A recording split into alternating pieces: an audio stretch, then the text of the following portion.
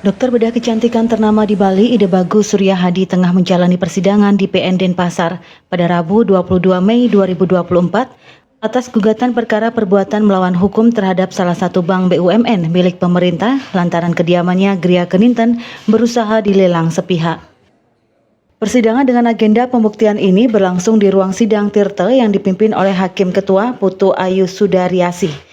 Dalam persidangan, pihak penggugat Dr. Ide Bagus Surya Hadi dengan pihak tergugat, yakni Bank M bersama-sama mengajukan bukti surat di hadapan Hakim Ketua dan anggota, di mana ada beberapa bukti surat yang dinyatakan belum terupload oleh Hakim Ketua. Saat pihak penggugat Dr. Ide Bagus Surya Hadi melayangkan sita jaminan pada pemeriksaan berlangsung, pihak tergugat menyatakan hal itu tidak tepat dalam hukum acara. Usai persidangan, kuasa hukum Dr. Ide Bagus Surya Hadi, yakni Suryantama Nasution, bersama tim menyampaikan perjalanan sidang. Dengan adanya beberapa bukti surat yang belum terupload, pihaknya akan segera melengkapi kekurangan tersebut. Sedangkan terkait sita jaminan yang dinyatakan tidak tepat dalam hukum acara oleh pihak tergugat, Suryantama Nasution menilai pihak tergugat lupa akan hal tersebut bahwa dalam gugatan telah dimasukkan sebelumnya. Kemudian alasan tim kuasa hukum melayangkan sita jaminan pada gugatan karena melihat kejadian sebelumnya dari 3 aset yang dimiliki Dr. Ide Bagus Surya Hadi, 2 aset telah diambil alih pihak tergugat melalui proses lelang yang tidak memenuhi prosedur, diduga dengan cara melawan hukum. Sebelum persidangan, pihaknya mengaku telah melakukan pertemuan dengan menyampaikan itikat baik terhadap tergugat dengan memandang perkara ini tidak lagi sebagai uang prestasi namun adanya unsur perbuatan melawan hukum. Menurutnya, jika memberikan edukasi menyangkut literasi tentang keuangan dan perbankan, tentunya harus bisa melihat ini dalam posisi kreditur dan debitur yang sama-sama memiliki hak dan kewajiban, di mana keduanya perlu dilindungi.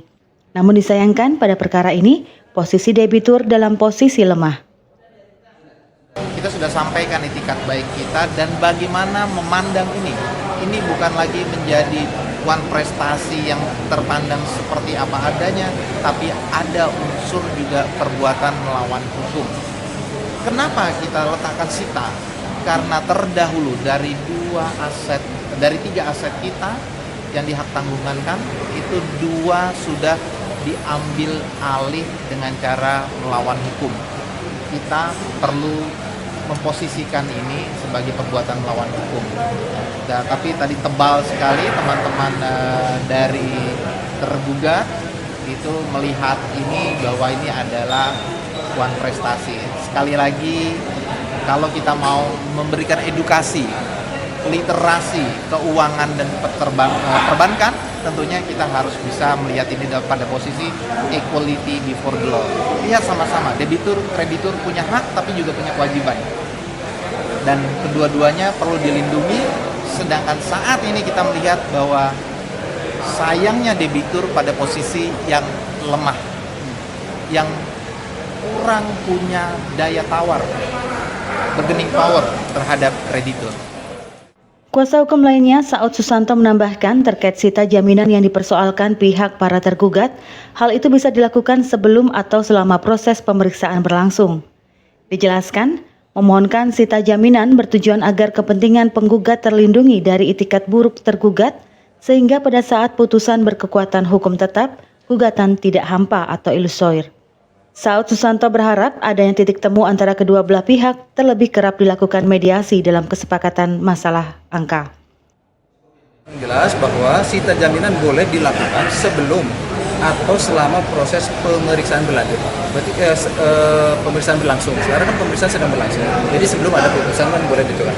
Terus yang kedua, tujuan apa sih yang namanya dilakukan sita jaminan itu, yaitu agar terlindungi kepentingan penggugat dari itikat buruk tergugat. Sehingga pada saat putusan berkekuatan hukum tetap, gugatan tidak hampa atau ilusoir seperti itu.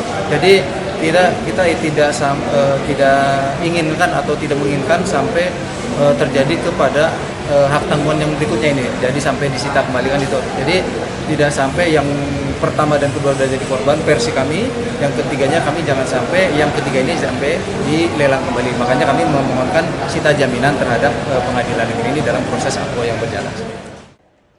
Diberitakan sebelumnya, Dr. Ida Bagus Suryahadi merasa dirugikan atas proses perjanjian kredit yang diberikan pihak bank. Meski telah beritikat baik untuk menyelesaikan kewajibannya sejumlah 2.800 miliar rupiah, diindikasi Bank M ini berusaha melelang kediamannya secara sepihak yang terletak di Desa Pedang Sambian Kaje, Denpasar Barat. Dengan tanah seluas 700 meter persegi, di mana 2 aset lainnya berupa rumah dan villa telah diambil oleh pihak bank melalui proses lelang yang tidak memenuhi prosedur. Dengan total aset senilai 12 miliar rupiah, yang hanya dihargai dengan 6-7 miliar, maka menjadi kerugian nyata bagi Dr. Suryahadi. Kabar Bali Hits mengabarkan.